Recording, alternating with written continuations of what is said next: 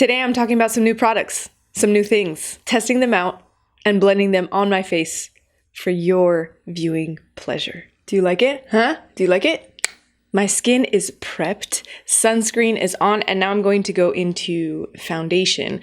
I have been liking this guy right here, which is the Tarte Clay Stick Foundation.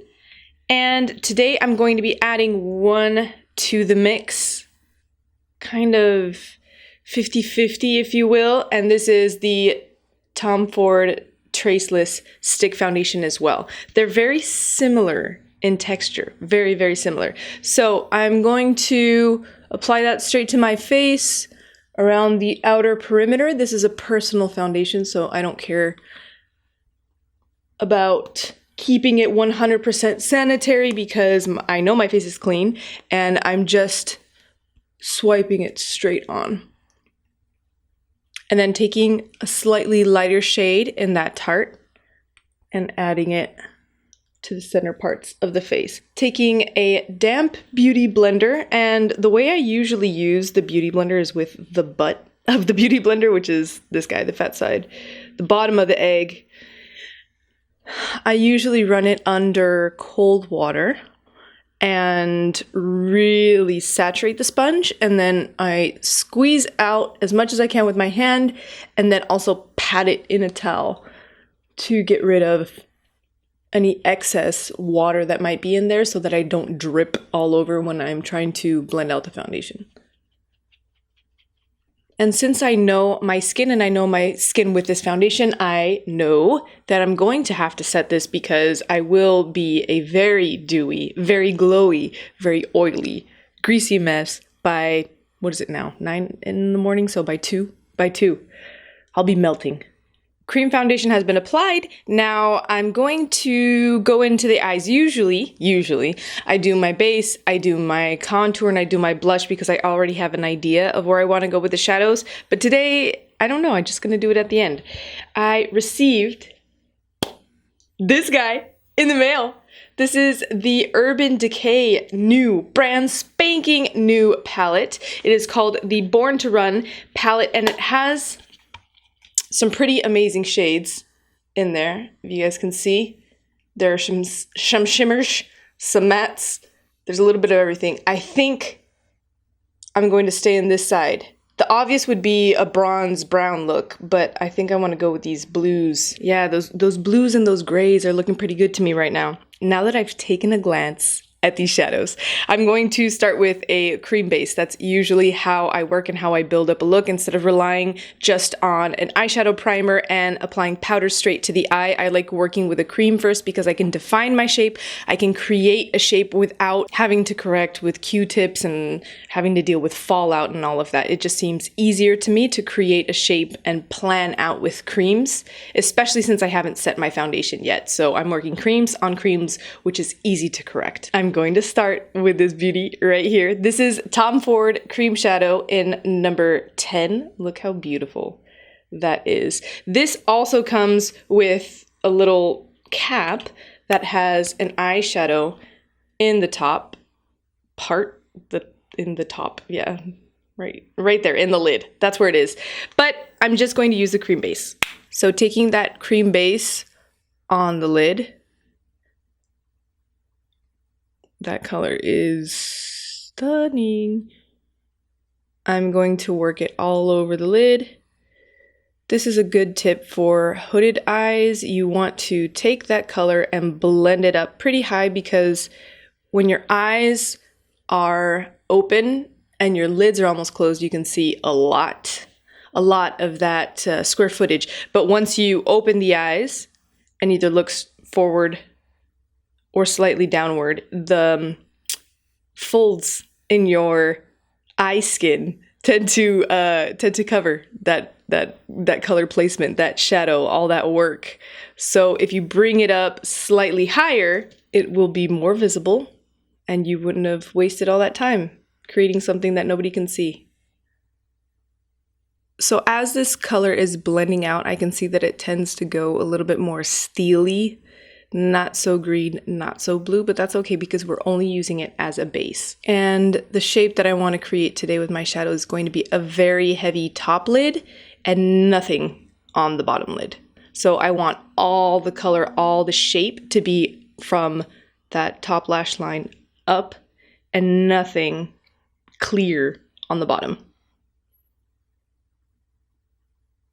Now that I have the cream shape on that top lid, I'm going to start packing on my powders. I'm going to dip into this shade right here, Radio, and then some of this guy. So these two, maybe a pop of that, possibly something, that little L, that little tetra shape right there, see? That's what I'm going to be doing. So taking that Radio shade, I'm going to pop that on the inner corner and blend it out by patting lightly. Blending doesn't always have to be done with a traditional crease brush. It can be done with whatever brush you prefer. Some brushes make it easy, some brushes make it almost impossible. But by changing the position of your brush, the pressure of the brush, and the type of motion of your brush, whether it's sweeping, swirling, stippling, patting, you can find different techniques to blend depending on the final result that you want. Now taking that same brush, and I just dipped into Big Sky, which is that corner shade. I'm going to pack him on the center of the lid. And with a pencil brush, I'm going to dip into Wanderlust, which is that deep forest green, and I'm just going to add him to that inner corner. Now I really like the unfinished look of this. I don't want the edges to be too blown out, but I just had an idea. And I'm going to take my cream base again and a detail brush, and I just want to mimic that unfinished kind of painterly watercolor edge. Maybe not watercolor, but something unfinished, not precise. And I'm going to blot that color on the edge so that it looks real raw. And it almost looks like a moody ocean, a moody wave. I don't know.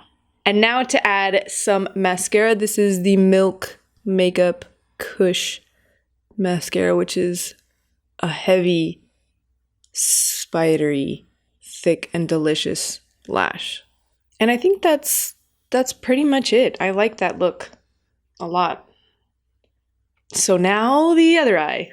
After a few unhealthy, grotesquely thick coats of mascara, the eyes are now done. I'm moving on to the rest of the face. I'm going to take a little bit of the Nabla concealer and pop that on the deepest, darkest part of my under eye. This is in the shade Light Peach, and I'm just going to blend that out. Since I am really going for no makeup under the eye, I'm going to make sure that with my beauty blender, I can correct any smears along that lash line and blank out that under eye. Now for a little bit of contour. This is the Kiko stick. It blends out really nicely and the shades are good. They're not too gray, but they're not too warm. Right in the middle.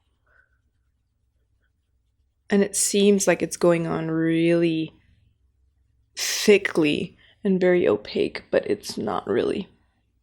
Blending out the edges with the beauty blender, pressing it into the skin. Taking a little baby mini BECCA Shimmering Skin Perfector in Opal and putting that straight onto the cheeks because I love this color. Beauty blender in action again.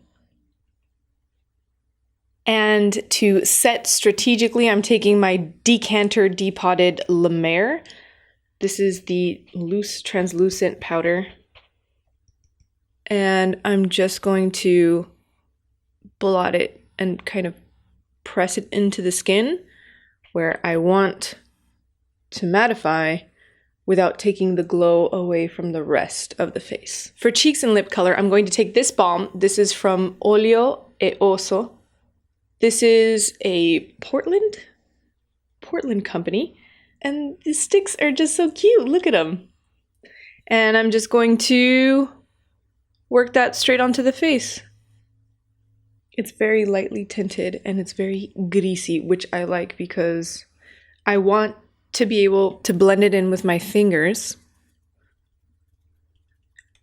And even though I've powdered in this area, I can get pretty close just by patting, not really swooping.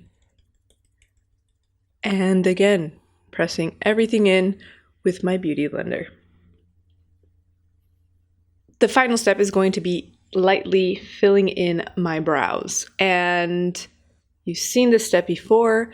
It is just a little bit of powder running through the brow so that it doesn't look as erased, given that some of the foundation has gone over it. I'm just kind of bringing those brows back to life again, but not really making them the center of attention. So the best way to do this is to go with a shade that is a shade lighter than your natural brow hair so that it doesn't look too dark. And then if there's a specific area that's a little bit more sparse that you want to fill in, you can take a shade that's closer to your brow. So if you're going for an all over color that's 1 or 2 shades lighter, you might want to go half a shade lighter than your brow for that sparse area. And that is it, guys. This is the final look for today. Very simple, very muted, very discreet, very ladylike look. I really like the shadows in this Urban Decay palette. They glide on very nicely. Very, very nicely. I'm happy with the results. Thank you guys so much for watching. Thank you for participating in the conversations that we have below. Thank you for asking questions. I like to know that you guys are learning because I love to teach and I love to explain pretty much anything. I like to talk in general, so this kind of relationship works out for me. Products that I've used today will be listed in the description box. And if you have any requests, please let me know. I'm considering them all, and some that you've asked for have already been done. Thank you again for liking, for commenting, for subscribing, for sharing, for letting me know on Instagram that you like what you're watching. I appreciate it, you guys. Bye!